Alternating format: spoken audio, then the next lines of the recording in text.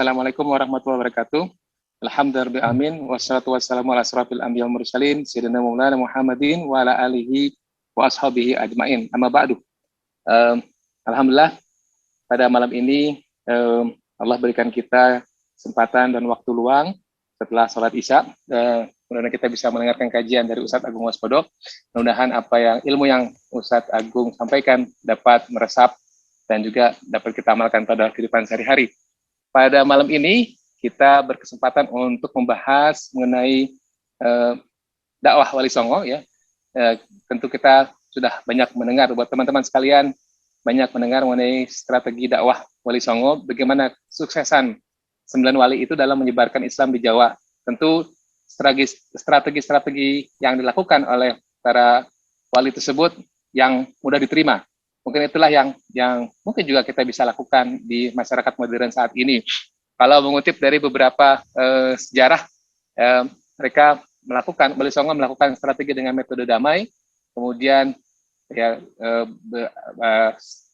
strategi Sufi Sunni, kemudian juga dakwah dengan dengan budaya sekitar, serta menyebar sesuai dengan wilayah jadi sudah terstruktur dengan baik.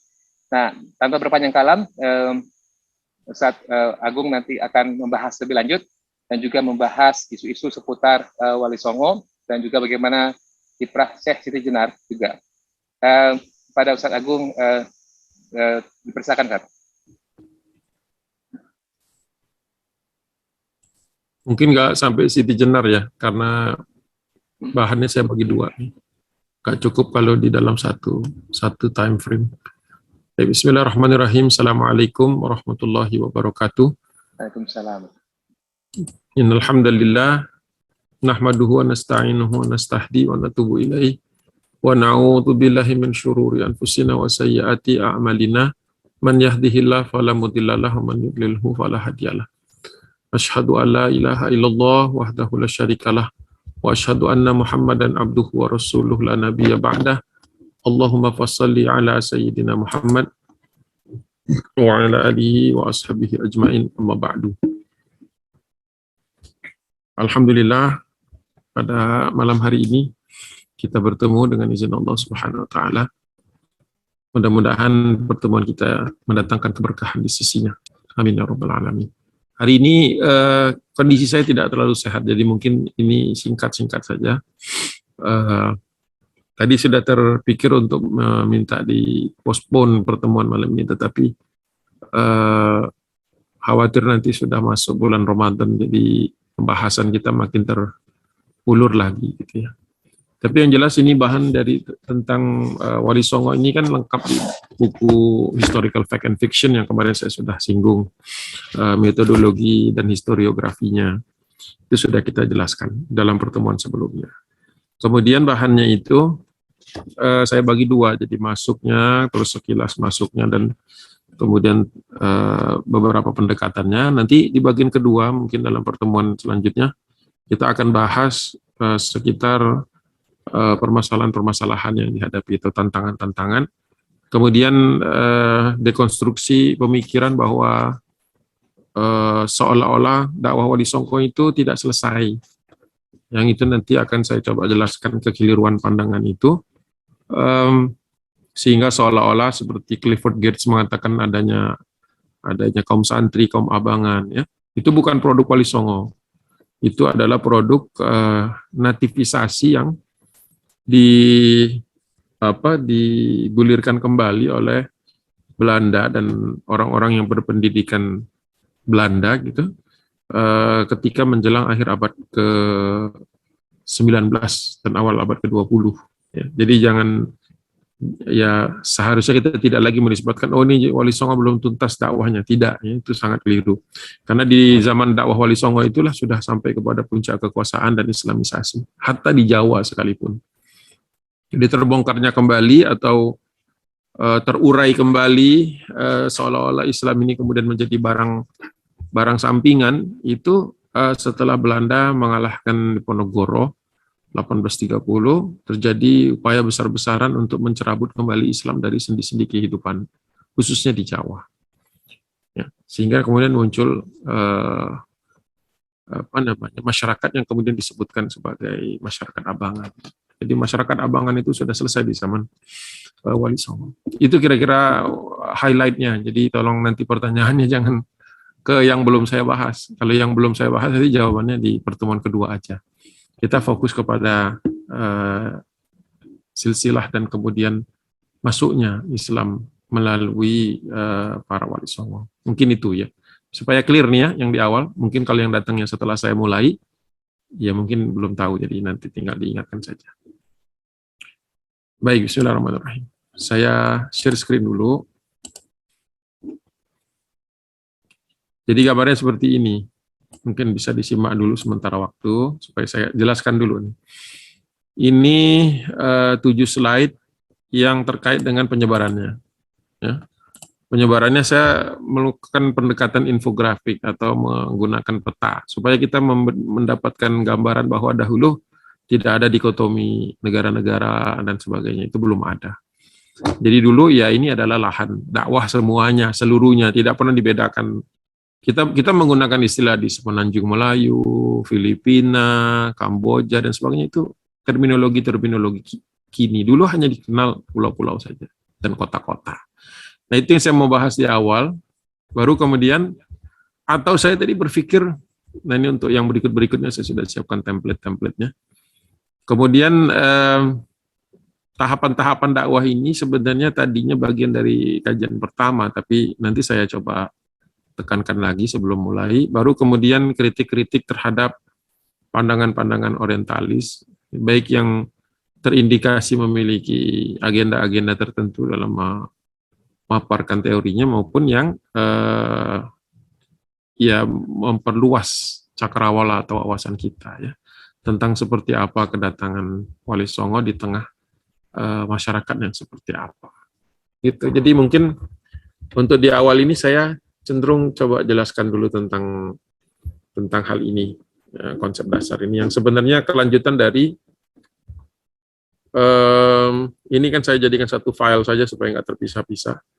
Nah terakhir kan gini, terakhir di sini nih kita bahas nih, siapa yang membawa misi dakwah ini, ya, yang dimulai dari Syekh Ismail atas perintah Gubernur Mekah, ya, itu semua adalah menunjukkan bahwa Wali Songo ini datang bukan sebagai upaya-upaya individual, tetapi merupakan upaya-upaya sistematik, sehingga di tahapan dakwah mereka itu terbentuklah kemudian kesultanan-kesultanan, dan tidak sedikit bahkan misalnya seperti Kesultanan Banten, Cirebon dan sebagainya itu didirikan oleh Wali Songo secara langsung.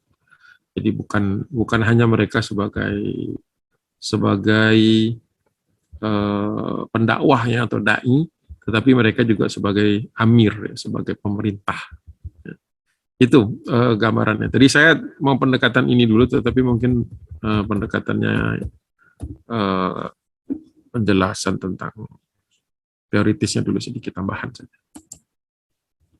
Bismillahirrahmanirrahim. Ini saya full screen dulu.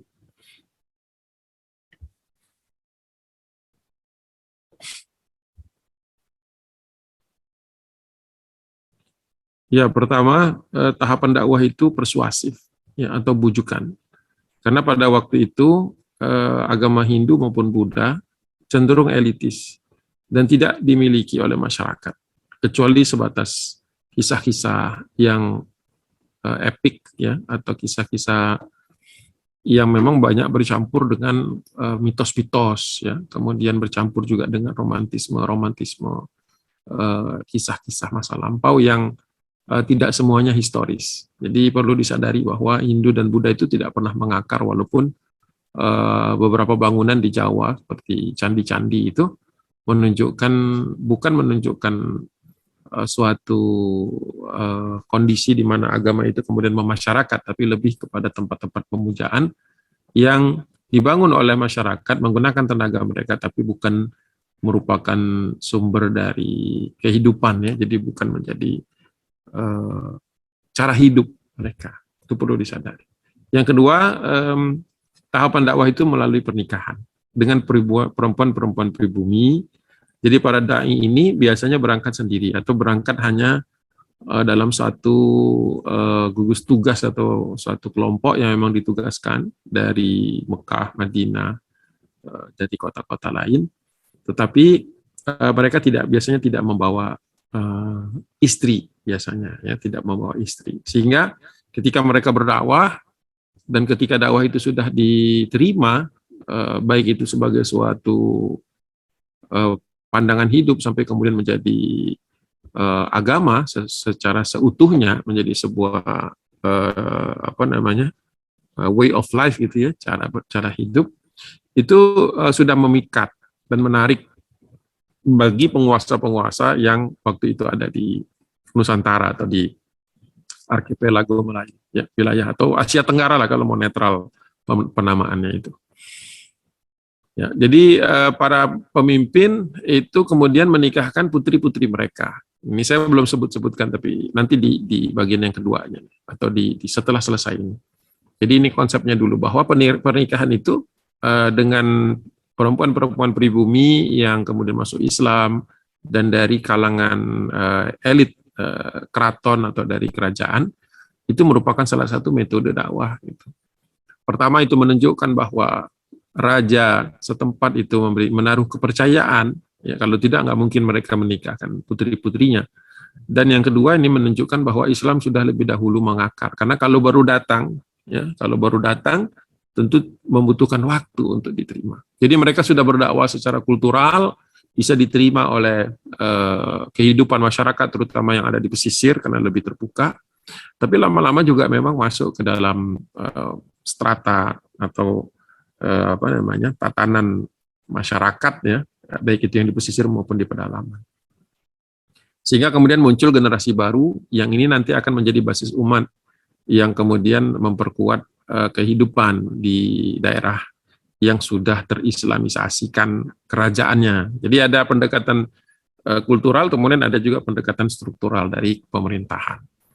Inilah yang kemudian kita melihat Islam kemudian masuk tidak hanya sebatas elit pemerintahan saja, ya, karena memang karakter dari Islam itu sendiri adalah agama yang applicable, itu agama yang bisa dipakai secara langsung tanpa harus menjadi seorang pendeta, ya, berbeda dengan Hindu dan Buddha. Jadi berbeda dengan biksu-biksu yang ada di Palembang misalnya begitu, yang tercatat di sana, ya, di Sumatera gitu, yang keberadaan mereka temporer gitu. Mereka kemudian pergi lagi karena memang kehidupannya mensifati pekerjaan-pekerjaan atau profesi sebagai seorang pendeta sebagai orang-orang yang memang hidup menyendiri dan hidup tidak masuk ke dalam kehidupan masyarakat. Jadi mereka mendefinisikan transcendence itu naiknya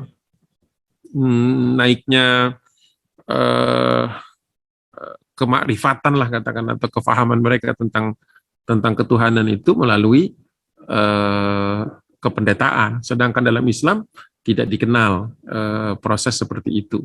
Yang adalah setiap manusia yang sudah mengucapkan 2 kalimat syahadat, kemudian melaksanakan perintah-perintah Allah Subhanahu wa taala dalam yang kita kenal sebagai rukun Islam, itu kemudian menjadi kehidupan yang real gitu, sehingga masyarakat kemudian tidak memerlukan pendeta untuk tidak memerlukan satu grup elitis untuk menyembah kepada Allah Subhanahu wa taala. Jadi para duat ini berasimilasi. Jadi pernikahan itu bukan semata-mata pernikahan di kalangan elit, tetapi kemudian keturunannya dan keturunannya lagi kemudian beranak pinak sehingga membentuk masyarakat, submasyarakat yang kita kenal sebagai orang-orang Arab di Indonesia, gitu ya, yang sudah berasimilasi. Jadi pernikahan tidak juga menjadi sebuah alat kekuasaan, gitu ya. Jadi jangan juga kemudian kita menerjemahkannya secara lateral gitu, seolah-olah ini berlawanan dengan teori kekuasaan. Yang ketiga, pendekatan khusus kepada raja-raja setempat. Ya, rakyat cenderung kemudian ikut masuk Islam. Ini tapi pendapatnya Thomas W. Arnold, yang dia mengatakan bahwa memang karakter masyarakat di Asia Tenggara dan masyarakat pada umumnya di masa itu adalah ketika pemimpinnya memeluk suatu agama tertentu, maka itu kemudian menjadi agama dalam tanda kutip resmi di tempat itu. Tapi itu tidak ditemukan ketika Hindu dan Buddha berkuasa. Ya, justru malah ditemukan ketika Islam yang berkuasa. Ini menunjukkan bahwa dakwah itu tidak hanya elitis. Ya, kalau elitis ya tadi jadinya. Jadi sebelum kedatangan Islam.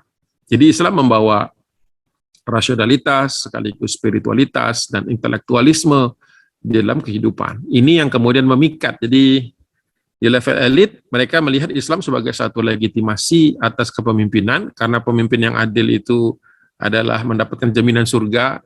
Itu bahasa-bahasa yang difahami oleh. Tapi kemudian Islam juga menawarkan kepada, memberikan kesempatan seluas-luasnya kepada siapapun pemeluknya yang ihsan, yang melaksanakan iman, ya, kemudian sampai dengan akhir hayat hidup mereka, ya, mengikuti panduan-panduan Islam, maka mereka mendapatkan jaminan surga. Sehingga tidak ada satu masyarakat yang lebih diuntungkan dengan Islam ini. Semua masyarakat bisa menikmatinya atau merasakannya.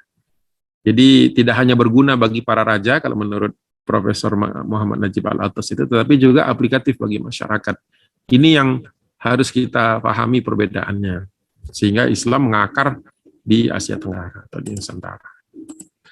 Nah, untuk apa mereka berdakwah? Pertama adalah alasan ekonomi. Ini yang kemudian kita sering temukan di dalam pembahasan-pembahasan. Ya, ketika kita hanya mengamati atau kita hanya menerima bahwa para dai ini adalah pedagang, maka inilah yang kemudian seolah-olah menjadi pembenaran. Nah, ini menurut Van Leer, dialah orang yang pertama kali menyebutkan bahwa para duat ini sama dengan misionaris, kata mereka. Motifnya gold, gospel, and glory. Jadi menyelaraskannya dengan cara pandang Eropa, gitu, bahwa agama itu ya bagian dari kekuasaan, bagian dari eksploitasi, bahwa kaisar memiliki kepentingan, kemudian paus juga memiliki kepentingan, dan itu dipadukan dalam bentuk kolonialisasi dan imperialisme. Nah, inilah ketika ini dipakai seolah-olah para duat dari Timur Tengah atau dari Mekah, Madinah, atau dari Haramain ini dianggap punya frame berpikir yang sama. Ya, inilah yang disebut oleh beliau sebagai menuduh para duat sama dengan misionaris, yang jelas sangat berbeda. Dan itu sudah dibantah oleh Thomas W. Arnold sendiri, karena menurut beliau justru Van Leer ini tidak berbasiskan data sebenarnya, karena duat ini tidak ada negara di belakangnya. Ya, walaupun mereka dikirim dari Haramain, misalnya kita ngambil teori dari zaman Khulafaur Rasyidin misalnya, maka Khulafaur Rasyidin tidak punya ambisi di belakang untuk menguasai wilayah-wilayah. Ya, daerah-daerah yang kemudian masuk Islam ini, ya terminologi yang dipakai adalah futuh, gitu, bukan penaklukan. Jadi tidak ada kekuatan imperialisme yang datang kemudian menancapkan kukunya di bumi Indonesia, Malaysia, Filipina, Thailand Selatan, dan seterusnya. Tidak ada. Inilah yang kemudian, tapi sebagian umat Islam mengiyakan, gitu ya. Mungkin karena tadi sudah bercampur dengan pandangan-pandangan saat ini, atau pandangan yang berkembang di akhir abad ke-20, di akhir abad ke-19 dan awal abad ke-20, bahwa Islam ya hanyalah kekuatan penjajahan, gitu. Padahal kita tahu tidak pernah ada penjajahan dari wilayah atau kekuasaan negeri kaum muslimin. Ya. Kemudian yang kedua, ada yang menyebutkan bahwa profesi duat ini memang betul-betul pendakwahan. Dan ini kemudian mendapatkan pembenaran dan data yang semakin menunjukkan kebenaran dari teori ini. Ya. Kembali kepada pertemuan kita sebelumnya. Jadi para dai itu adalah berprofesi sebagai dai, ya, duat mereka itu. Dan mereka memiliki perencanaan pendakwahan yang bertahap. Oleh sebab itu berdirinya Kesultanan Islam itu tidak hanya satu kali proses saja, tetapi melalui proses yang panjang, mulai dari pengenalan Islam, dan kemudian mereka melihat sendiri bagaimana para duat ini berperilaku selama mereka berdagang. Itu yang kadang-kadang, tapi kan sudah selesai ya di pertemuan kemarin, jadi nggak perlu ulang ya, kecuali yang tidak hadir ya mereview rekaman yang lalu, supaya kita tidak habis waktu kita ngulang-ulang apa yang sudah dijelaskan. Kemudian Kesultanan Islam ini hampir seluruhnya bisa dilacak kepada dzurriyyat Nabi SAW. Ya. yaitu yang nantinya akan menjadi kalau kita lihat di silsilah itu baik itu silsilah Gresik itu, kemudian silsilah Palembang ya, itu kita temukan bahwa para dai ini keturunan-keturunan, termasuk juga silsilah Cirebon, kalau di dalam appendix ini disebutkannya ada 3 appendix besar ya, silsilah Palembang, silsilah Cirebon yang menjadi rujukan beliau, dan silsilah Gresik, bahwa semuanya bisa ditelusuri sampai ke misalnya contoh di appendix 4 ini dari silsilah Gresik ini, Sunan Kudus, Sunan Demak, Sunan Derajat, Sunan Lamongan, dan Sunan Bonang ini semuanya merupakan menarik garis keturunan dari Sunan Ampel. Sedangkan Sunan Giri, Sunan Ampel ini menarik ke hubungannya sampai kepada Ibrahim Jamaluddin Al-Akbar. Nah, kemudian kalau kita lihat di level Jamaluddin Al-Akbar ini, semuanya bisa merujuk kepada kalau kita lihat di sini Muhammad bin Ali bin Alawi bin Ubaidillah bin Ahmad Al-Muhajir. Nah, sampai dengan Al-Muhajir ini silsilahnya nyambung kepada hampir seluruh zuriat Nabi yang ada di Hadramaut.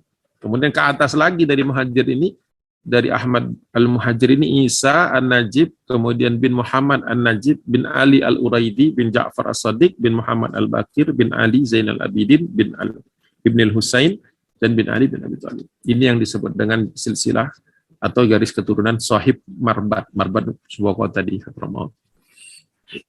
Jadi secara silsilah bisa kita telusuri kepada orang-orang yang tidak fiktif, orang-orang yang betul-betul ada di sana. Jadi kalau ada yang mengatakan bahwa zuriat Nabi ini punya, kemarin habis melalui sebuah diskusi yang menarik dengan beberapa pemerhati sejarah, bahwa kalau dulu sempat ada ungkapan-ungkapan bahwa nanti Islam akan kembali kepada kejayaannya melalui tangan-tangan para duat Indonesia, itu dulu sempat menjadi cemoohan gitu ya. Mana mungkin kaum muslimin di Indonesia yang akan membangkitkan Islam di seluruh dunia gitu. Tapi kalau merujuk kepada bahwa pemimpin umat itu nantinya akan berasal dari suku Quraisy, ya, maka keluarga Nabi SAW ini terdapat zuriatnya di Indonesia ya, atau di Asia Tenggara ini dari jalur dakwah sejak era Wali Songo ini. Gitu. Jadi ada juga pembenaran itu, walaupun tidak sepenuhnya bisa didukung dengan data karena terkait dengan masa yang akan datang belum terjadi. Nah, efek lain dengan datangnya atau pembuktian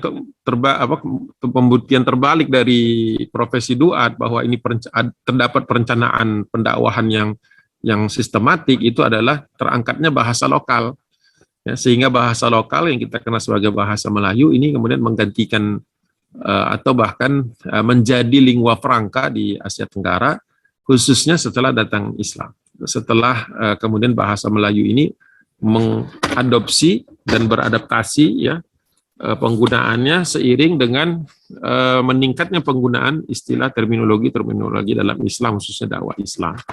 Ada 2 buku yang saya belum sempat baca, baru mendarat beberapa hari yang lalu atau beberapa pekan yang lalu. The Origin of Malay Syair. Ini menarik karena pembuktian bahwa ketika Islam datang, dia mengangkat bahasa Melayu dan menjadi salah satu bahasa internasional karena dipakai di berbagai belahan dunia di Asia Tenggara, beberapa negeri. Itu pemersatunya karena terangkat karena dakwah Islam itu, atau terangkat karena pemikiran dan kemudian metodologi dakwah ya, atau fikih dakwah. Itu menarik. Kemudian ada ini ada juga buku yang baru saja sekitar sepekan yang lalu, ditulis oleh Profesor Dr. Tatiana Denisova. Ini salah seorang guru besar sejarah Islam di Melayu atau di Asia Tenggara yang berkebangsaan Rusia. Ya, beliau masuk Islam, kemudian beliau menulis buku yang judulnya, ini mungkin termasuk buku rujukan lah. Judulnya Marginalia ya. on Malay Muslim Historiography. Nah, di sini beliau, tapi ini lebih kritik sekaligus juga pembelajaran dari sumber-sumber Melayu yang selama ini dianggap sebelah mata, ya, seperti Hikayat Raja Pasai, Sejarah Melayu atau Sulalatus Salatin, Undang-Undang Laut, Hikayat Aceh, Tajus Salatin, Bustanus Salatin, Hikayat Iskandar Zulkarnain, dan seterusnya sampai Tuhfatun Nafis. Tapi menarik karena beliau mengangkat bahwa sebenarnya karya-karya sastra Melayu ini mengandung nilai-nilai Islam yang mungkin selama ini dianggap sebelah mata atau tidak dianggap sebagai satu sumber sejarah, rujukan sejarah yang bisa diandalkan. Ya. Ini saya baru baca mungkin separuhnya, tapi itu sudah menambahkan wawasan saya dan memperkuat keyakinan saya bahwa betul apa yang dirintis dari facts and fiction ini, historical fact and fiction oleh Prof. Najib Al-Atas dari tahun 1960-an itu semakin bersinar, semakin kalau dulu mungkin kurang diapresiasi oleh oleh para sejarawan Indonesia atau Malaysia, sekarang menunjukkan kebenarannya gitu, malah justru semakin membuktikan bahwa pendekatan beliau, historiografi beliau itu menguatkan data-data sejarah yang sekarang bisa kita analisis.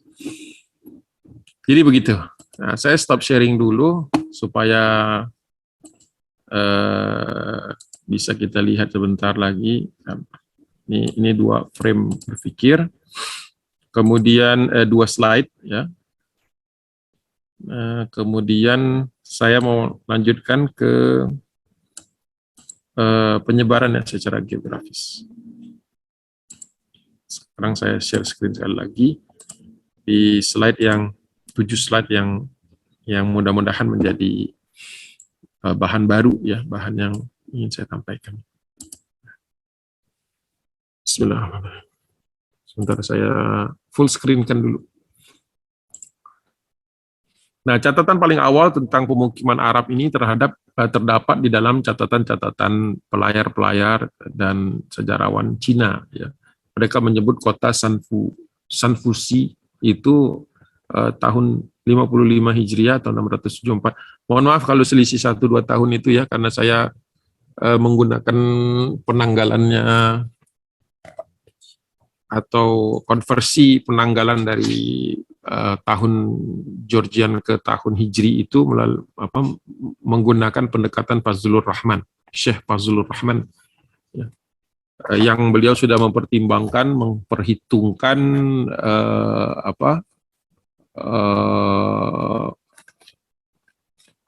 istilahnya tadi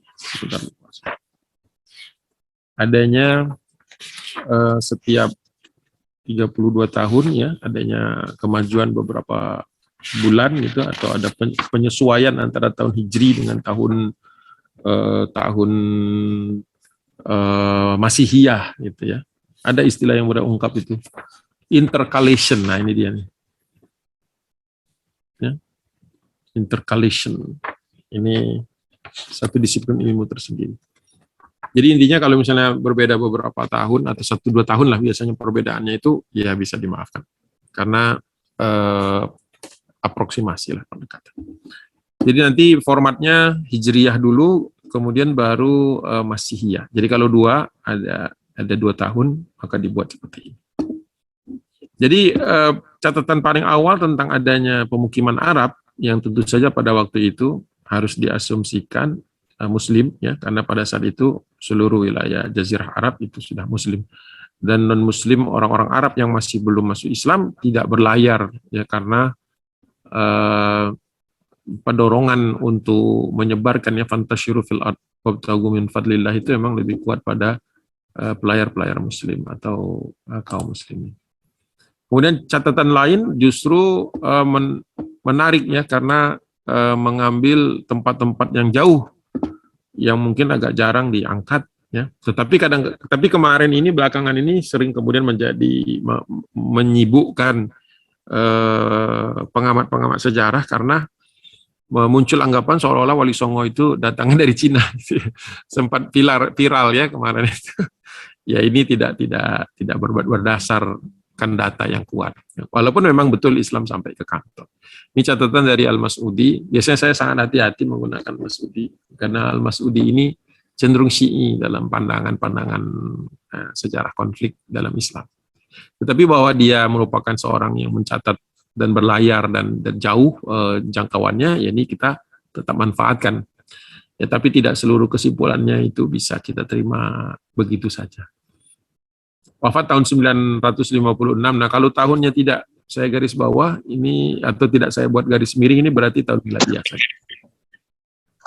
Jadi catatan lain dari Al-Mas'udi, beliau pernah ke Cina, ini mendapati ada 120 sampai 200 ribu pedagang muslim, baik Arab maupun asal Persia, gitu ya, di Kanfu. Kanfu itu paling dekat mendekati kota atau mendekati daerah lah, tidak persis kotanya itu kanton atau Guangzhou. Ya. Jadi saya letakkan kanton di situ supaya itu mungkin lebih cocok dengan kalau Guangzhou cenderung modern saat ini, kalau kanton mungkin agak di tengah-tengah. Sedangkan Kanfu ya tulisan Arabisasi dari kota-kota di Cina. Nah, pada sekitar tahun 878-889 terjadi kerusuhan pemberontakan petani di zaman Kaisar Hisung. Ini dinastinya Tang. Sehingga banyak di antara mereka yang hijrah ke Kedah. Jadi kalau kita lihat logikanya secara geografis ya, bahwa ketika orang datang dari wilayah Jazirah Arab, baik itu dari Laut Merah maupun dari Teluk Parsi, pastilah mereka melewati Selat Malaka dulu, gitu, karena mereka tidak naik pesawat ya. Nah, jadi mereka sudah sampai ke kanton, walaupun sebagian ada yang bermukim di Palembang, tapi ketika terjadi kerusuhan di kanton itu, mereka mencari tempat yang lebih aman. Nah, ketika mencari tempat yang lebih aman itu, mereka kembali ke Palembang, dan Al-Mas'udi menemukan data bahwa mereka tinggal di Kedah, atau Kalah, namanya, Kelah atau Kedah. Jadi ini menguatkan kembali bahwa pemukiman ini sebelum era Wali Songo, jadi sudah ada Islamisasi, sudah ada proses pendahuluan ya, memperkenalkan Islam di daerah ini sebelum kemudian para duat ya, para duat ini datang secara sistematik, secara penugasan ya, tugas-tugas. Nah, keberadaan Muslim juga tercatat di Phan Rang. Phan Rang ini di Champa, dan Champa itu sekarang identik dengan Kamboja. Tapi wilayahnya dulu tidak seperti wilayah Kambodia. Justru kalau kita lihat sekarang lebih cenderung menempati wilayah Vietnam Selatan kalau sekarang. Tapi itulah yang dulu disebut dengan Champa atau Phan Rang. Phan Rang atau Phan Rang. Ini tahun 1039 atau 431 Hijriah. Dan kemudian kita juga temukan di tahun yang kurang lebih sama ya, di abad yang sama, yaitu inskripsi atau batu-batu nisan yang ada di Gresik. Ini yang kita kemarin sudah bahas ya, batu nisannya Siti Fatimah binti Maimun. Nah, ini menunjukkan bahwa penduduk yang masuk Islam sebelum pemimpinnya atau sebelum raja-raja Hindu Buddha itu yang secara nominal menyatakan dirinya Hindu dan Buddha itu sudah ada.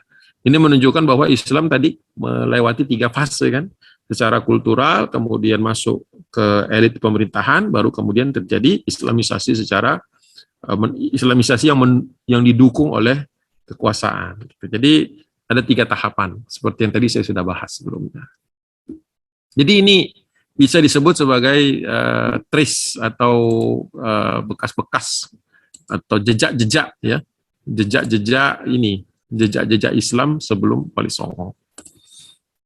Gitu.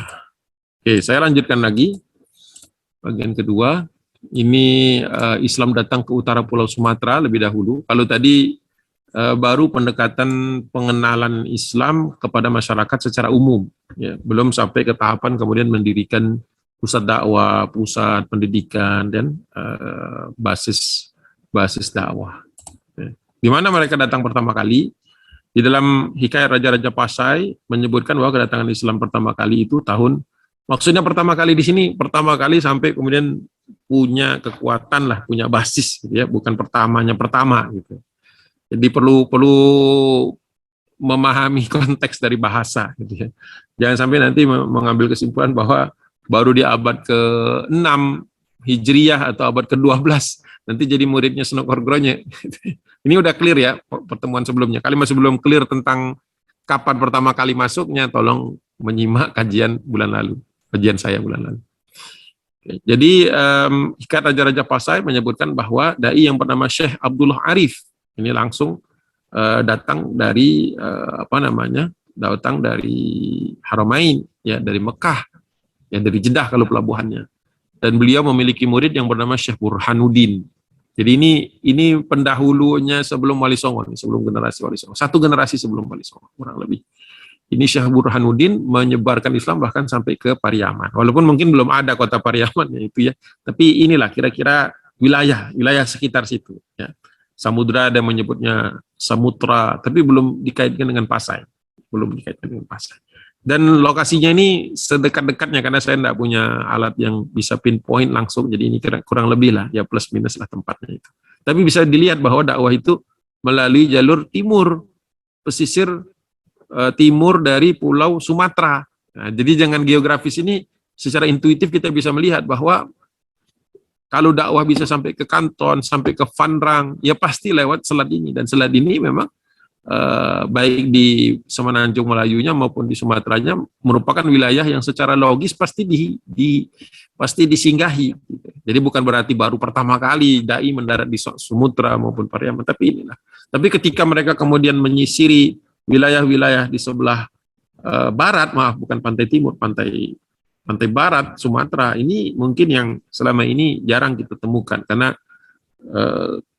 dakwah itu kalau yang di beberapa atlas yang seperti misalnya ini atlas jambatan nih, Historical Atlas of the Muslim People, itu jalur dakwah ke Indonesia itu ke timur, ke Asia Tenggara itu lebih banyak melewati selat ini, Selat Malaka gitu. Tapi ternyata ditemukan data bahwa nah ini dia. Jadi bahwa dakwah itu sudah sampai ke wilayah Pariaman, bahkan sampai ke perbatasan antara Sumatera Barat dengan Bengkulu sekarang, yaitu sampai ke daerah Muko-Muko, Indrapura, Muko-Muko, itu kan sudah masuk wilayah Bengkulu ya. Sedangkan kerajaan lamanya itu daerah Muko-Muko itu Pasemah, lalu kemudian Pariaman ini yang Minangkabau. Nanti kita akan temukan daerah itu. Oh, di sini enggak nih, spread of Islam masuk kok sampai. Jadi masuk ke Minangkabau itu memang lewat pesisir barat. Ya. Nanti saya pasangkan di camp kalau udah selesai. Kemudian Syekh Syarif Mekah mengirim Syekh Ismail bersama rombongannya menuju Samudra. Ya. Ini pada era Khalifah Utsman. Tapi ada juga yang berpendapat bahwa rombongan ini muncul di era Khalifah Al-Ma'mun. Ya. Tapi kedua-duanya mencatat atau mengangkat data bahwa mereka, para ulama ini mampir dulu di Mengiri. Mengiri ini daerah Bengal atau daerah Bangladesh kalau sekarang. Ya. Dan kemudian dari sana mereka membawa seorang sultan yang bernama Sultan Muhammad. Jadi karena sudah berdiri kesultanan di Mengiri ini, maka Sultan Muhammad dianggap orang yang cocok karena silsilahnya sampai kepada Ahmad Al-Muhajir yang kemudian menjadi tokoh sentral utama zuriat Nabi di Hadramaut. Beliau kemudian dibawalah ke Samudra. Ya. Jadi Sultan pertama, kalau menurut catatan dari dan penelusuran penelusuran data sejarah oleh Profesor Najib Al-Atas menunjukkan bahwa bukan Mirah Silah yang menjadi sultan pertama. Tapi ya ini tentu open for discussion. Tapi itu data yang kuat menurut beliau. Jadi kerajaan Samudra kemudian dikenal dengan Pasai, ini menjadi Islam atau secara formil gitu menjadikan Islam sebagai agama, itu di abad ke-13, akhir abad ke-13, 1282 dengan Sultan Al-Malikus Shalih sebagai sultan yang terkenal atau bisa disebutkan sultan yang memiliki banyak banyak kontribusi terhadap penyebaran Islam di bagian utara Pulau Sumatera. Nah, ini menjelang ini ya, menjelang datangnya para duat yang kemudian dikenal sebagai Wali Songo. Beliau wafat ini memang banyak penanggalan, banyak penanggalan yang berbeda dari 697 sampai 707 atau dari 1297 sampai dengan 1307. Karena tidak konklusif datanya. Jadi ada yang seawal 697, ada yang seakhir 707. Tapi yang jelas memang wilayah yang pertama kali pemimpinnya itu memeluk agama Islam di wilayah, ya, belum bisa disebut Aceh ya saat itu, tapi di wilayah utara Pulau Sumatera. Secara jalur perdagangan logis, secara geografis ya perkembangan dan lalu lintas perdagangan juga masuk di akal.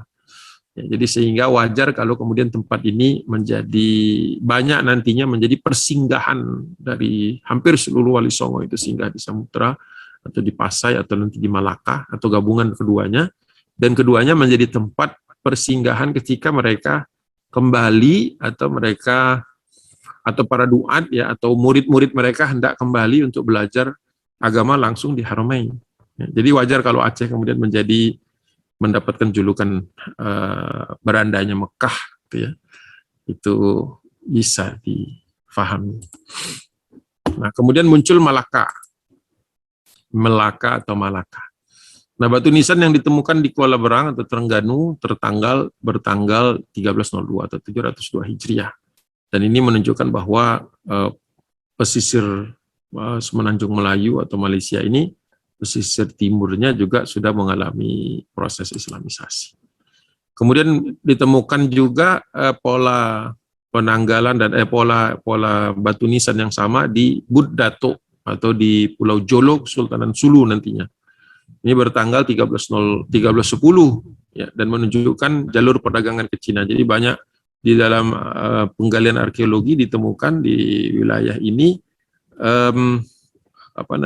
barang-barang yang diimpor atau didatangkan wilayah dari daerah Kanton, dari daerah Kanfu tadi. Jadi bisa dibayangkan bahwa laut yang sekarang ini menjadi persengketaan antara beberapa negara dengan Cina, itu dulu merupakan wilayah atau daerah perlintasan pedagang-pedagang Muslim. Jadi pedagang Muslim yang ada di Indonesia atau yang bergerak di Indonesia ini juga menyebar sampai ke sini. Jadi tidak aneh bahwa catatan-catatan Cina itu memuat catatan-catatan tentang pemukiman kaum muslimin di Asia Tenggara. Bukan berarti Islam itu datang dari sana, tetapi bahwa Cina itu masuk ke dalam, khususnya kota Kanton, ya, Guangzhou atau Kanfu tadi, merupakan titik pintu masuknya ke Cina lah, untuk pelayar-pelayar kaum muslimin. Gitu. Tapi tidak sampai se ekstrim bahwa Sa'ad bin Abi Waqqas diwafatkan dikebumikan di sana, tidak sampai situ. Jadi kadang-kadang memang antusiasme sejarah Indonesia di Indonesia ini ya pemirsanya kadang-kadang fantastis sekali gitu ya, sampai isu-isu begitu berkembang dan seolah-olah menjadi kebenaran. Itu mungkin sudah saya bahas juga sebelumnya. Dan di penghujung abad ke-8 atau abad ke-14 Masehi, Kerajaan Malaka yang didirikan para Marswara ini adalah juga sudah menguasai daerah namanya Tumasik. Ya, kemarin ada masukan bagi saya, kok disebut Singapura gitu ya. Itu cuma ini aja ya, terminologi saja. Memang Singapura baru muncul tahun 1960-an. Tapi maksudnya itu Tumasik dan sekitarnya. Karena kadang-kadang ada juga yang tidak tahu Tumasik itu apa, atau Temasek.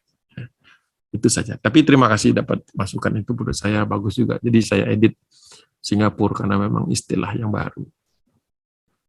Kemudian sudah juga masuk Islam ke daerah ini dengan pernikahan kepada putri Sultan Pasai.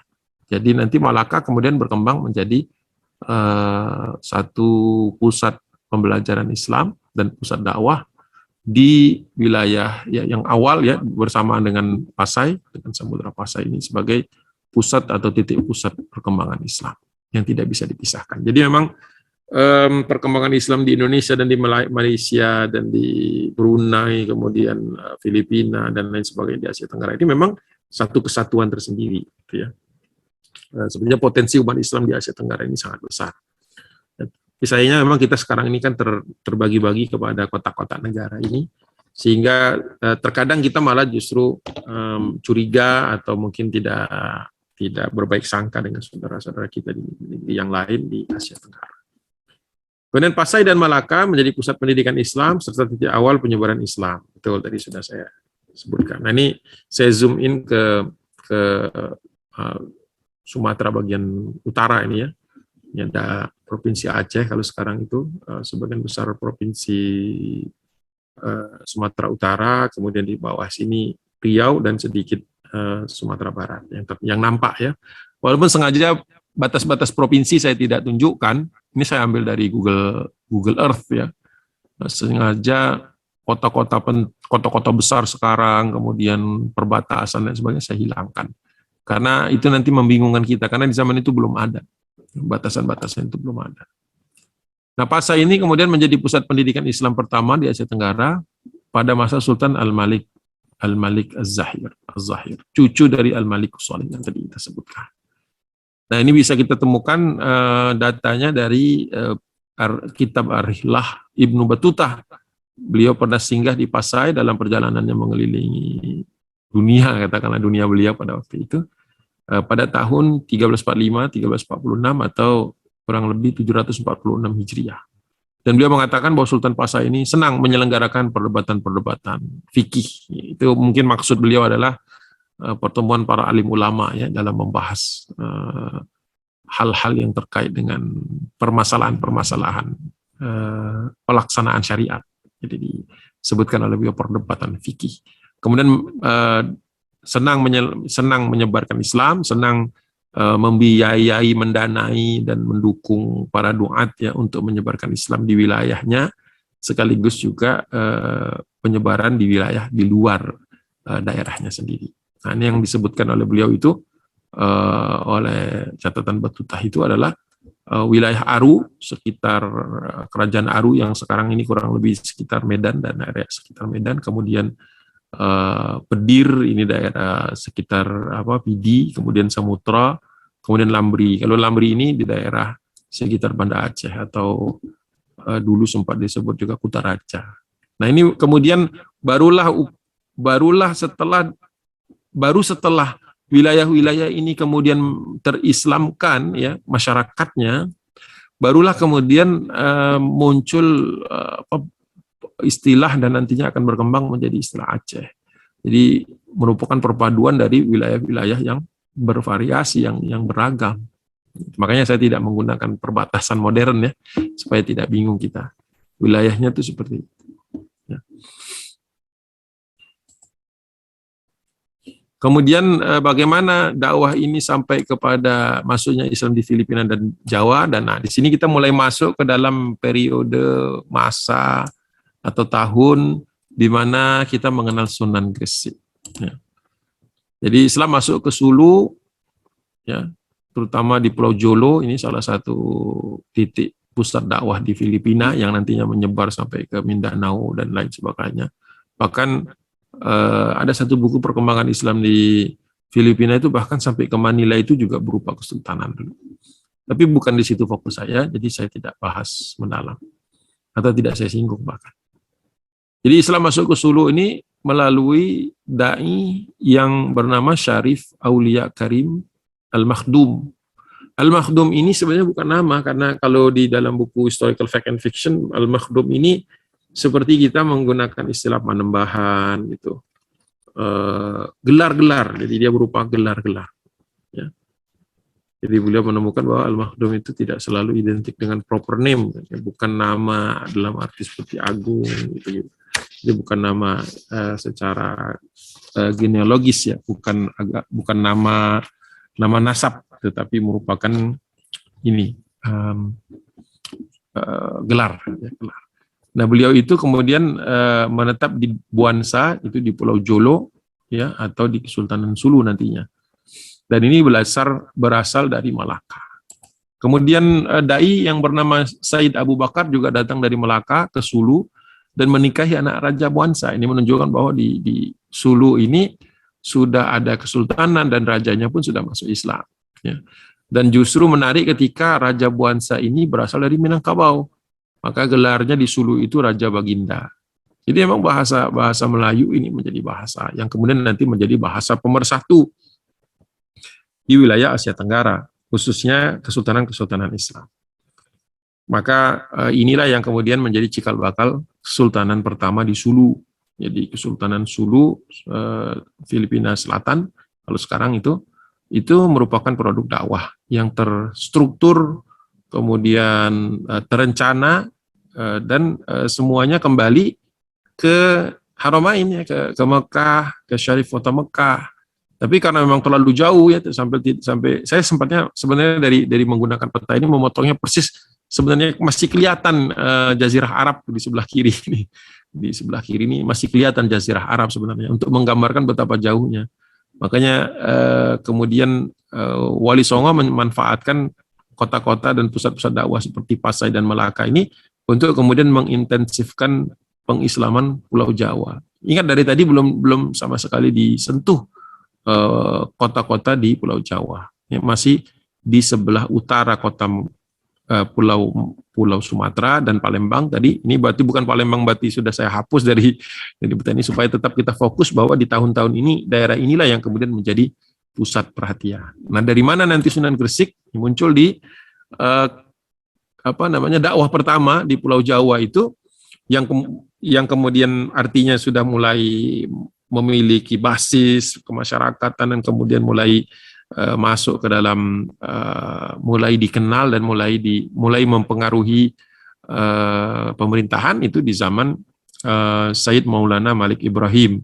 Beliau inilah yang wafat di Gresik 1419, yang dikenal sebagai Sunan Gresik. Walaupun saya lihat di lamannya Kiai Ahmad Baso bahwa beliau meyakini bahwa Sunan Gresik ini, atau ada salah satu posting beliau itu menyebutkan bahwa beliau menemukan data bahwa Maulana Malik Ibrahim ini dikebumikan di tempat lain, bukan di Gresik. Tapi wallahu alam, saya lagi belum serius untuk menggali sedalam itu, antara mana makam, mana petilasan gitu ya, mana yang ada makam, mana yang tempat di mana beliau pernah lama singgah atau menjadikan tempat itu sebagai kediaman gitu ya. Jadi nanti masalah di mana persisnya itu mungkin kita mungkin nggak sampai sedalam itu ya. Tapi kalau memang diperlukan nanti bisa, tapi di pertemuan berikutnya atau di pertemuan ketiga. Saya akan minta untuk request saya itu adalah untuk menjelaskan tentang Islamisasi di Indonesia ini paling tidak butuh 4 kali pertemuan gitu, dalam kondisi normal gitu, supaya penjelasannya tidak di kulit dan di permukaannya saja. Kemudian Sunan Gresik ini mendakwahi Raja Fikramar Wardana. Ini harusnya ada R-nya nih.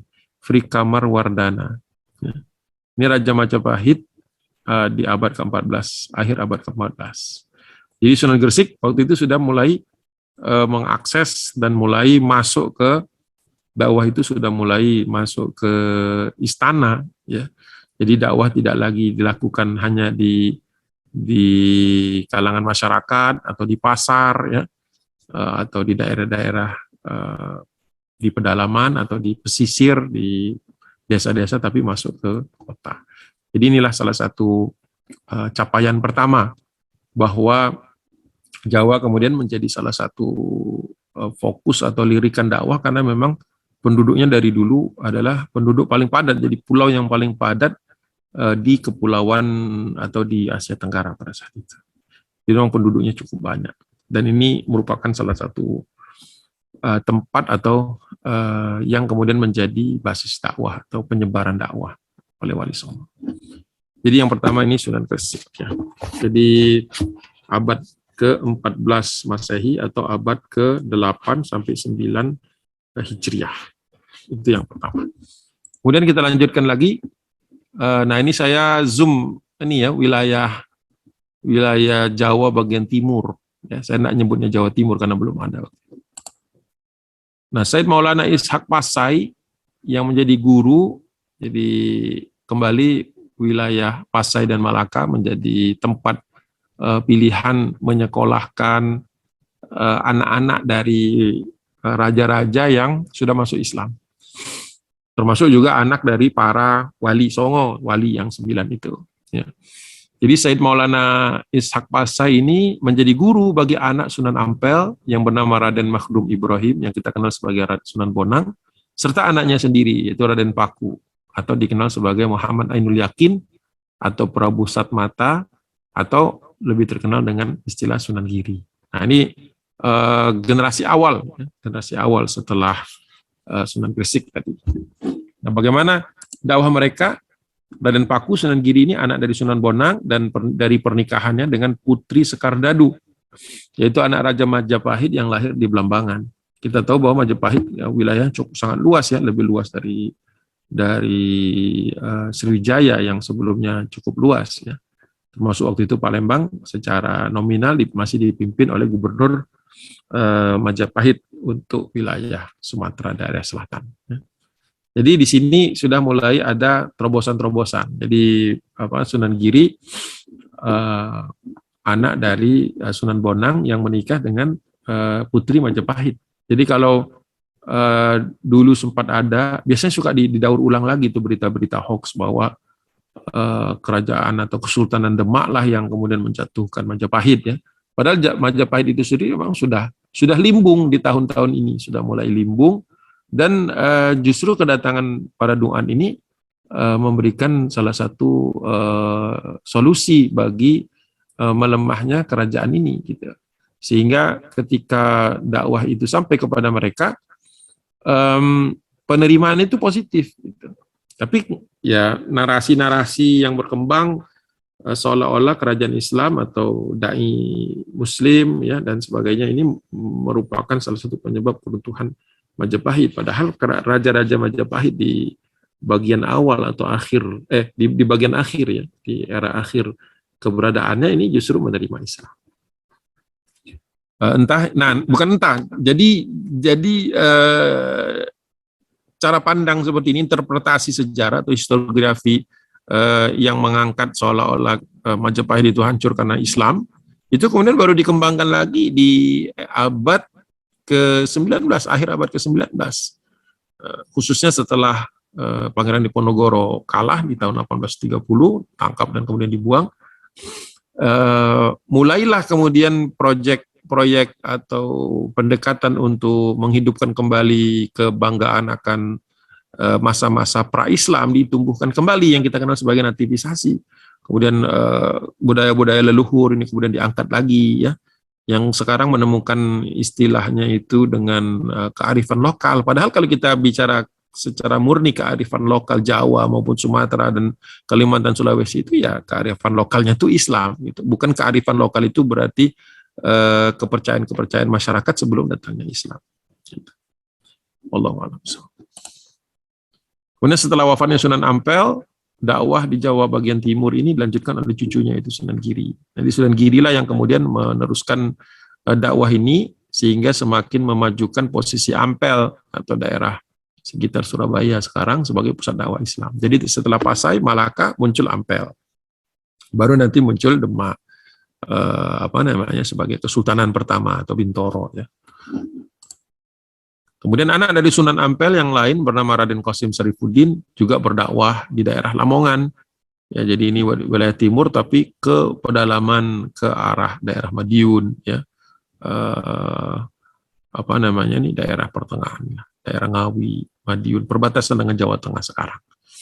Dan ini yang kemudian wilayah dakwah Sunan Derajat. Sunan Derajat kadang-kadang disebut juga Sunan Lamongan, tapi lebih terkenal dengan istilah Sunan Derajat. Nah, sekarang saya tarik lagi nih zoom in wilayah Jawa bagian timur ini, saya tetap anggap saya tetap highlight, tapi karena saya ingin bicara di sini nanti tentang Raden Patah dan selanjutnya Sunan Kalijogo, ini saya angkat ke atas. Jadi saya tutupi peta Filipina dan Kamboja dan Cina ya karena nanti pembahasan itu sudah selesai. Jadi pada masa itu Pangeran Syarif atau Raden Hussein berkuasa di Pulau Madura. Jadi Madura sudah masuk ke dalam wilayah Islam di abad ini. Kemudian jatuhnya Majapahit yang sering dikaitkan, walaupun tidak bisa dibuktikan secara historis, dengan naiknya Raden Patah, yaitu anak asuhnya Aryo Damar, gubernur Majapahit di Palembang. Sedangkan Raden Patah ini sendiri sebenarnya sudah mendapatkan, sudah terdakwahi oleh Raden Rahmat, yaitu Sunan Ampel, ya, didakwahi oleh Sunan Ampel. Kemudian beliau yang nantinya akan membangun masjid di Bontoro, masjid besar pertama yang terkenal, yaitu Masjid Demak, ya, tahun 1488. Jadi kalau kita lihat ini tahunnya ini, kalau mau mencari tahun-tahun yang kira-kira monumental, itu sebenarnya ini sebelum jatuhnya Andalusia, ya, 1492 kan, berarti itu 4 tahun sebelum kejatuhan Andalus berdirinya masjid bersejarah di Demak. Itu kalau mau kita paralelkan, tapi saya khawatir nanti malah melebar pembahasannya. Di 1488 ini kan tidak jauh dari 1492, dan 1492 itu selalu dikenang sebagai jatuhnya Islam di Andalus, Reconquista. Bisa kebayangnya nanti ini tidak lama setelah itu kan datang pelaut-pelaut dari Eropa kan. Kenapa 1492 itu penting untuk di-highlight? Karena 1492 itu jatuhnya Andalusia, itu kan berarti jatuhnya kebudayaan Islam di sebelah barat, ya, di Maghrib, dan kemudian nanti jatuhnya sebagian wilayah Maroko, dan munculnya pelaut-pelaut Kastil, Leon, ya, atau kita sebutlah Spanyol nantinya kan bergabung di Spanyol. Itu mereka menjelajahi wilayah dengan ilmu yang mereka curi dari perpustakaan Andalusia itu. Dari situlah mereka kemudian berani mengarungi lautan, padahal sebelumnya kan mereka hanya memandang bumi itu kan layaknya pandangan bumi datar kan, sehingga mereka tidak berani keluar berlayar jauh-jauh. Justru yang berani berlayar jauh dan melampaui batasan-batasan psikologis itu adalah pelaut-pelaut Muslim. Nah, saya lagi dapat tugas dari pengajian yang lain, coba Ustadz kumpulin data-data dan sampaikan ke kami tentang pelayaran-pelayaran Muslim ke Amerika. Nah, itu kemarin saya cari-cari bukunya, dapat ini buku Profesor Fuad Sesgin, almarhum. Ini Piri Reis dan The Pre-Columbian Discovery of the American Continents by Muslim Seafarers. Tapi bukunya belum selesai saya baca. Nanti masih ada sebulanan lagi lah. Itu. Afan ya, saya tidak sesemangat biasanya, kondisi lagi kurang sehat. Jadi ya mungkin nanti ini saya percepat aja. Nah, di Demak inilah kemudian Raden Syahid, kita kenal sebagai Sunan Kalijogo, pertama kali menggunakan wayang sebagai uslub dakwah. Jadi wayang ini muncul bukan cara untuk menjatuhkan Majapahit, ya. Tapi ya Majapahit itu sudah limbung, kemudian Majapahit ini dalam kondisi yang lemah, bahkan cenderung kemudian mundur ke timur dan nanti menyeberang ke Bali, gitu ya. Nah, tapi itu pembahasan lanjutan sebenarnya. Justru setelah kondisi seperti inilah kemudian, dan mulai banyak orang masuk Islam, tetapi mereka perlu sentuhan lokal, maka Sunan Kalijogo ini untuk pertama kalinya di Demak menggunakan uslub dakwahnya itu menggunakan wayang. Dan ini kemudian kita tahu nantinya akan menjadi salah satu pendekatan dakwah yang sangat efektif. Sehingga masyarakat ini masih bisa, jadi budaya untuk ngaji itu kan muncul setelah itu, ya. Di awal-awal mereka senang, mereka rata-rata petani. Kemudian petani ini kan kalau sore malam itu memang perlu istirahat dan mereka mencari hiburan. Nah, daripada kemudian hiburan ini bercampur dengan molimo, yang dikenal sebagai maksiat-maksiat masyarakat, gitulah, katakan seperti itu, maka digantilah suasana malam hari itu dengan wayang yang menggunakan tokoh-tokoh pewayangan, tetapi kemudian sudah memiliki citra Islam, citra rasa Islam. Sehingga dari situlah bisa diberantas kecenderungan orang untuk mabuk, main wanita, judi dan sebagainya itu melalui uslub dakwah yang dikenal sebagai wayang atau menggunakan budaya lokal. Itu, tapi itu ya sudah berlalu nanti ketika Demak sudah berdiri, apalagi nanti setelah Mataram menjadi Islam, ya, Mataram Islam, itu sudah tidak lagi ada dikotomi atau tidak lagi ada masyarakat yang kemudian baru menikmati budaya Islam, belum berislam, itu sudah tidak ada. bahkan justru semakin kuat. Terutama nanti ketika Belanda datang, perlawanan-perlawanan itu menunjukkan soliditas itu. Nah, kemudian Palembang mulai terislamkan mulai dakwah Sunan Ampel dan Aryo Damar, karena Aryo Damar ini tadi ya didakwahi oleh Sunan Ampel sampai juga kepada anaknya, khususnya Raden Patah. Inilah yang kemudian tergugah ya, tersibgoh dengan nilai-nilai Islam. Jadi sampai di sini nih 1446 jadi ini harusnya kalau kita lihat ya kurang lebih sama. Harusnya posisi Palembang ini di sini dulu, tapi karena tadi lagi bicara Raden Patah, maka langsung pembicaraan tentang Raden Rahmat, kemudian Bintoro, Demak ya. Tetapi sebenarnya secara kronologis harusnya Palembang ini dibahasnya di sini. Di pointers ketiga, antara pointers kedua dan ketiga. Tapi tidak apa-apa karena Palembang juga merupakan wilayah yang sangat erat hubungannya dengan Demak nantinya. Gitu. Jadi saya tuh berhenti di Sunan Kalijogo. Saya belum bahas Sunan Gunung Jati dan Jawa Barat ya. Itu mungkin nanti saya jadikan satu dengan di dalam poin kedua, sekaligus menjelaskan kondisi-kondisi setelah itu di abad ketika datangnya Belanda sampai dengan menjelang akhir atau ketika kerajaan-kerajaan ini sebagian besar ditaklukkan oleh Belanda. Sekali lagi saya mohon maaf kalau kondisinya tidak ideal ya, kondisi saya masih kurang sehat. Mudah-mudahan masih bisa lah kalau 1-2 soal atau 1-2 pertanyaan. Sekali lagi mudah-mudahan ada manfaatnya supaya kita tidak semakin ragu-ragu, justru semakin yakin bahwa Wali Songo ini adalah orang-orang yang betul-betul ada, menggunakan pendekatan dakwah yang sesuai dengan uslub dakwah atau fikih dakwah yang sudah dilaksanakan oleh Nabi Muhammad SAW dan para sahabatnya, dan itu sudah membuahkan hasil. Jadi bukan setengah jadi, bukan barang mentah. Gitu ya. Itu mungkin dari saya. Sekali lagi mohon maaf. Billahi taufiq wal hidayah. Assalamualaikum warahmatullahi wabarakatuh. Ya, kalau saya membatasi, jadi tidak ada penanya langsung, jadi yang di chat saja kita rangkum. Ya Ustaz, ini ada beberapa pertanyaan masalah kan memang yang berdakwah menyebarkan agama Islam itu kan banyak Ustaz ya, tidak hanya Wali Songo, tetapi kenapa mengerucut ke lebih terkenal Wali Songo Ustaz ya? Iya, jadi keterkenalan ini kan juga terkait dengan terkait dengan pencatatan sejarah. Banyak dai ketika kita bahas kemarin itu bulan lalu itu bahwa banyak mereka sangat hati-hati dan sangat tidak ingin terkenal. Gitu. Jadi makanya bahkan Prof. Najib Al-Atos itu di awal mengatakan bahwa banyak ulama ini, banyak dai ini yang memang sangat kental ilmu tasawufnya gitu. Sehingga kental ilmu tasawufnya sehingga mereka lebih senang kalau mereka itu tidak diketahui gitu.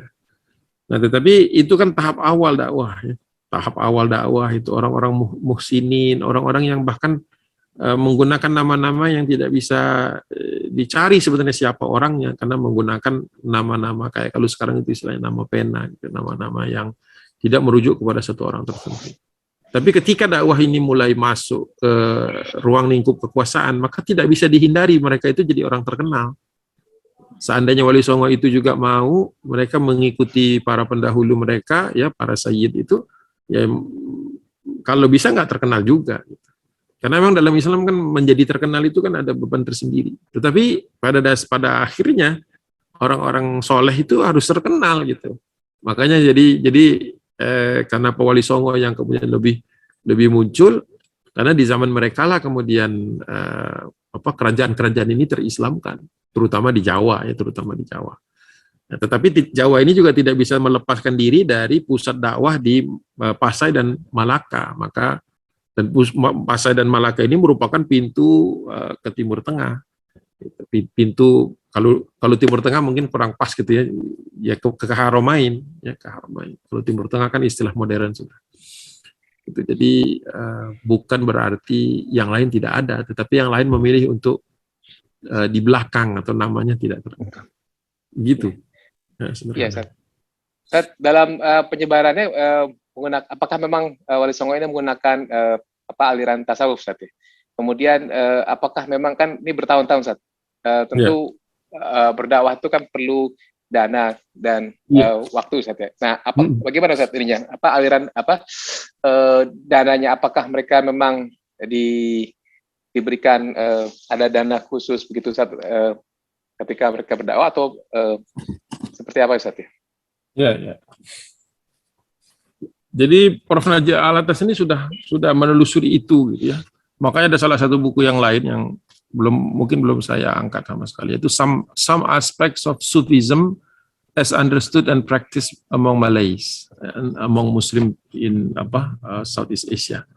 Nah, di buku ini beliau menggambarkan bahwa memang pendekatan-pendekatan ruhani, pendekatan-pendekatan tasawuf itu adalah pendekatan yang disepakati paling cocok untuk masyarakat di Asia Tenggara ini. Karena memang basis dasar masyarakat kita ini kan memang senang dengan dengan cerita-cerita yang mengena ke hati gitu, yang dimana orang itu punya peluang besar ya untuk kemudian dia bisa membersihkan jiwanya. Karena memang bangsa Indonesia ini gemar gitu dengan hal yang sifatnya spiritual. Maka pendekatan itu yang dipakai. Ya. Tetapi bukan berarti Sufism ini atau tasawuf ini kemudian hanya berkembang di Indonesia. Tapi kalau kita mau jujur, sebenarnya ketika kaum muslimin masuk ke Irak, ketika kaum muslimin masuk ke Mesir dan sampai ke Andalusia, ini sebenarnya trace dari tasawuf itu ada. Jadi tidak sesuatu yang khas untuk Indonesia saja, tetapi kemanapun mereka menyebarkan dakwah ini. Termasuk juga kalau kita melihat asal-usul Turki Utsmani kan, itu mereka mengenal sufi-sufi, derwish, bektash, itu adalah mereka-mereka orang-orang yang memang kuat di perbatasan. Ya, salah satu kelebihan sufi pada masa itu, ya, ini tentu beda dengan sufi yang kadang-kadang kita temukan melanggar syariat, sebagaimana yang dikecam oleh Imam Al-Ghazali, ya. Itu justru orang-orang ini adalah orang-orang yang memang tahan banting untuk berada di lapangan, berada di tempat-tempat yang jauh, sendirian, buka lahan, buka tempat gitu ya. Bahkan kadang-kadang tadi tidak membawa istri, ya kan, tidak semua kemudian bisa menikahi putri-putri raja gitu kan. Ada yang ya tahan lama gitu, tahan kuat tidak ketemu keluarganya atau tidak memiliki suami, istri gitu ya. Nah, ini memang diperlukan pendekatan kebutuhan ruhi itu lebih mendominasi atau lebih dominan daripada kebutuhan-kebutuhan yang sifatnya primer atau kebutuhan-kebutuhan biologis gitu. Itu kenapa Sufism itu dipraktekkan. Walaupun memang nanti ada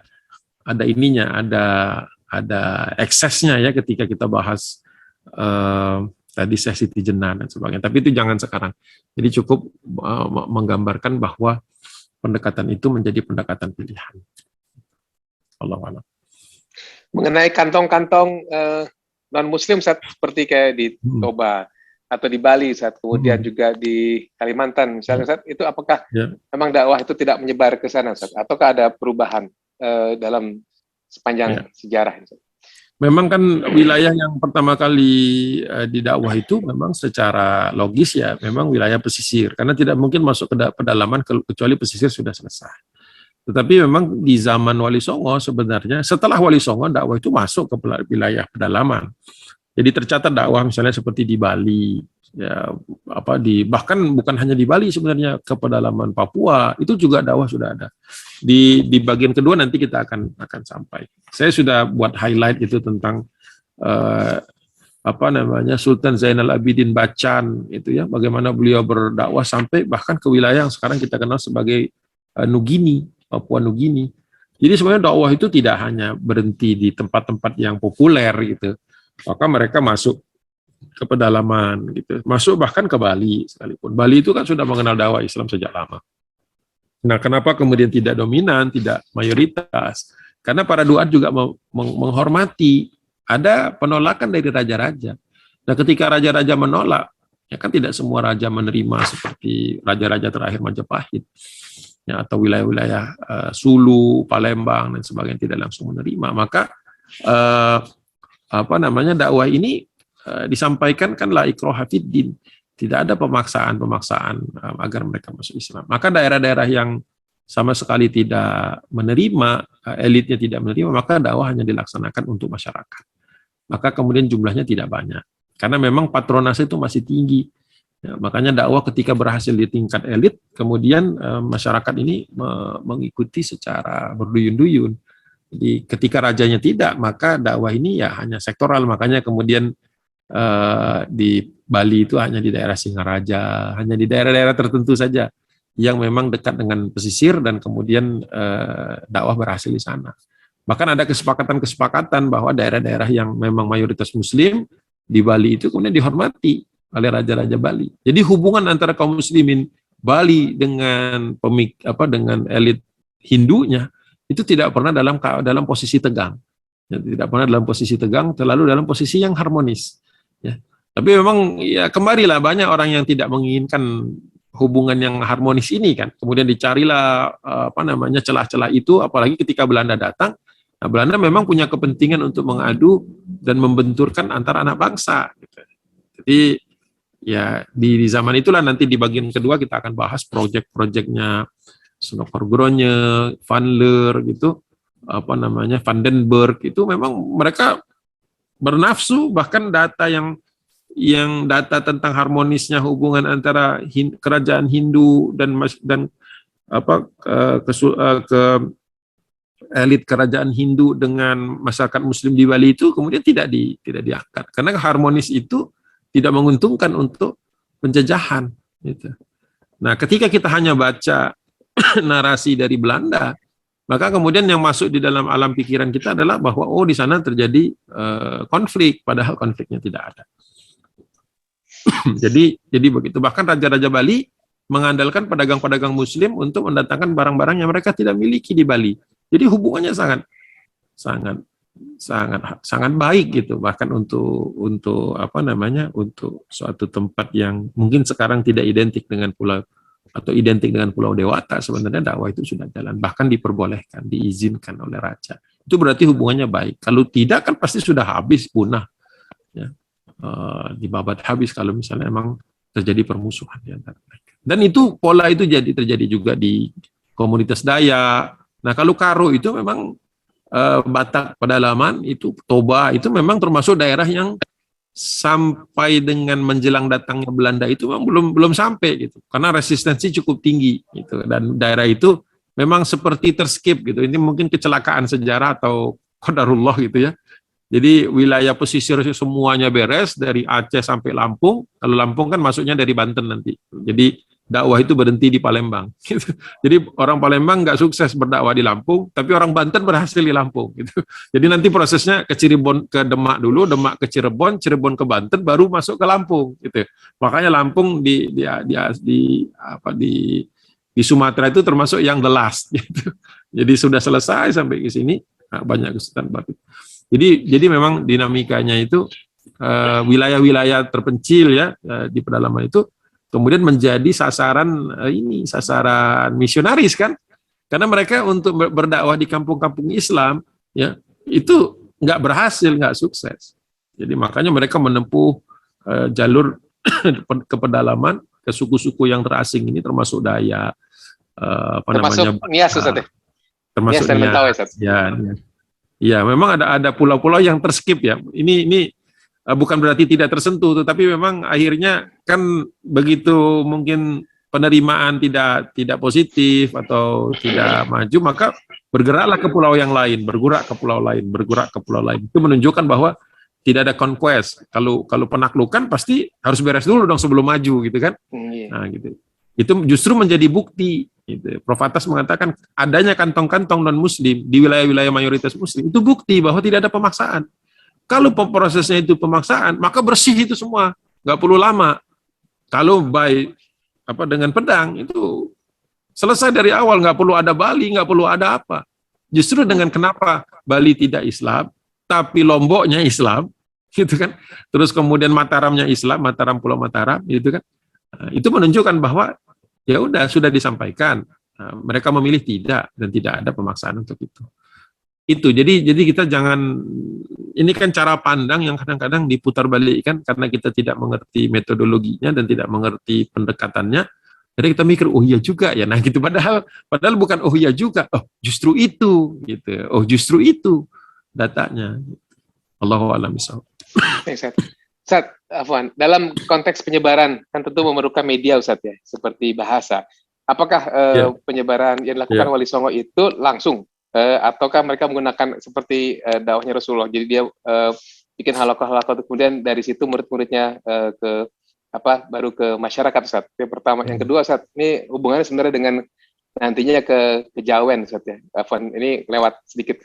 Nah, maksudnya dalam hal media seperti menggunakan wayang, Ustaz ya, pewayangan. Apakah penduduk lokal yang masuk Islamnya dengan metode wayang tadi, apakah memang akan baik-baik saja ataukah malah jadi ke arah kejawen, Ustaz, begitu ya? Ya itu saya nggak punya datanya. Itu kan harus dibuktikan dengan data. Tapi memang wayang itu kemudian tidak menjadi suatu tolak ukur bahwa ini Islamnya jadi bagus atau enggak, bukan. Karena wayang ini hanya pintu masuk saja. Jadi semacam kalau bareng kita tuh kalau di kampus sudah daurah gitu kan. Jadi orang dikumpulkan seminggu gitu, terus kemudian diberikan training dasar tentang Islam, iman, ihsan gitu ya. Itu kan merupakan satu pendekatan di mana kan tidak semua orang, kan idealnya kalau mau ideal sebenarnya orang itu harus masuk pesantren sehingga dia memiliki ilmu alat, memiliki kemampuan bahasa Arab, sehingga kemudian ketika diajarkan tentang Islam itu ya sistematik dan kemudian orang itu jadi paham. Tapi terkadang kita nggak ketemu kondisi ideal kan. Coba misalnya dakwah di UI, di kampus UI, kan tidak semuanya dulu nyantri kan. Banyak yang SD, SMP, SMA begitu saja terus masuk UI. Sehingga dakwah di UI nggak usah dakwah di zaman dulu dengan bahasa keterlambatan bahasa, dengan sekarang saja. Sehingga buku-buku bahasa Arab, buku-buku tentang kitab tentang tauhid, tentang fikih itu kan kemudian ditranslate. Kadang-kadang bahkan dibuat sangat cair gitu. Baru di kemudian hari ketika mahasiswa itu ingin tahu lebih dalam, kemudian dia belajar bahasa Arab, kemudian dia merindukan buku-buku klasik.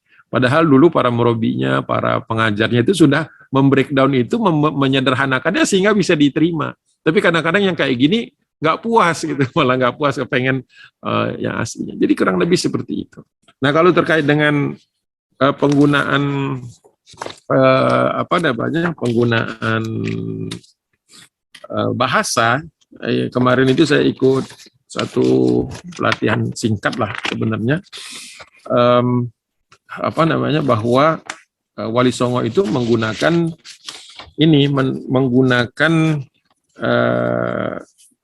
menggunakan dan sekaligus mempengaruhi aksara Jawa gitu. Jadi misalnya contohnya ini sudah agak lama. Jadi ketika terutama Sunan Bonang yang banyak menggunakan ini. Nah ini misalnya contoh seperti naskah-naskah yang ada ditemukan di Leiden itu ya, atau di Belanda ini ya.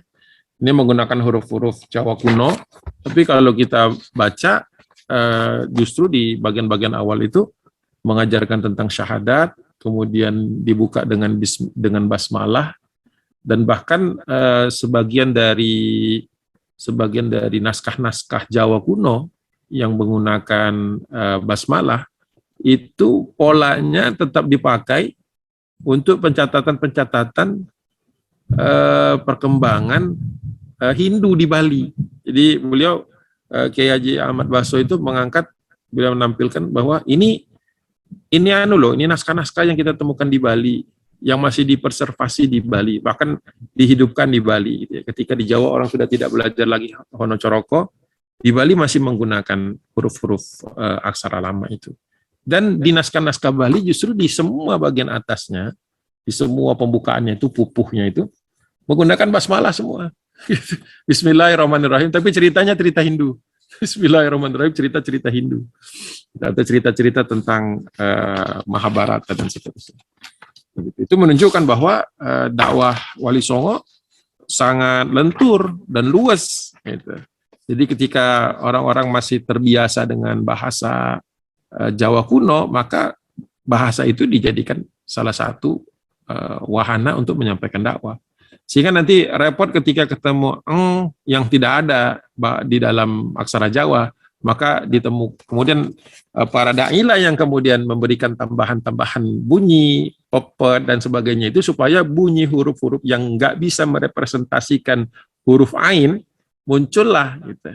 Tapi kemudian tanda-tanda baca yang menjadi salah satu metode dakwah para dai dari sejak zaman Wali Songo, ketika Pangeran Diponegoro kalah, maka penulisan ulang naskah itu menghilangkan bunyi-bunyi ini, sehingga kembali lagi ke bunyi yang sebelum didakwahi.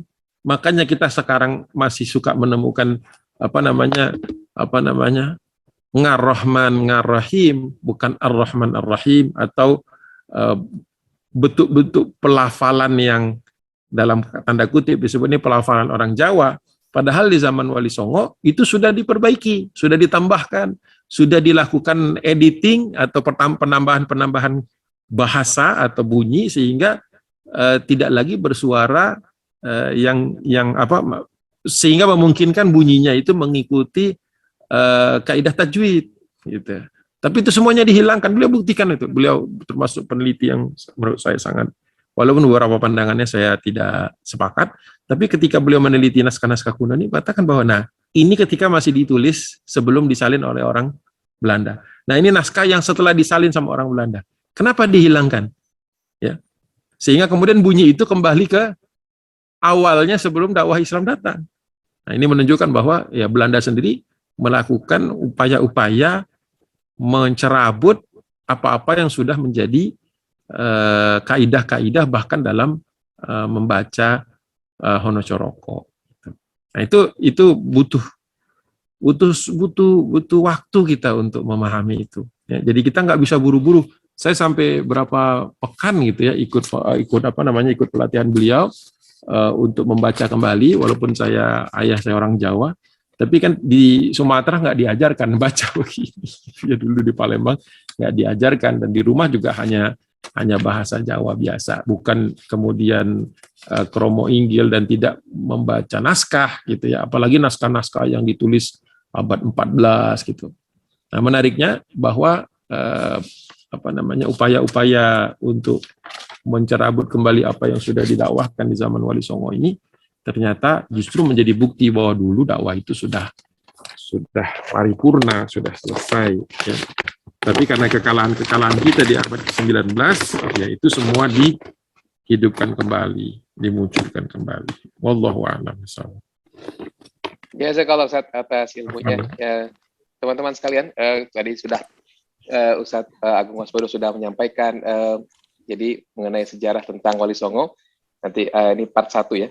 Insya Allah pada kesempatan berikutnya kita akan dengarkan lebih lanjut untuk yang part 2, termasuk Syekh Siti Jenar.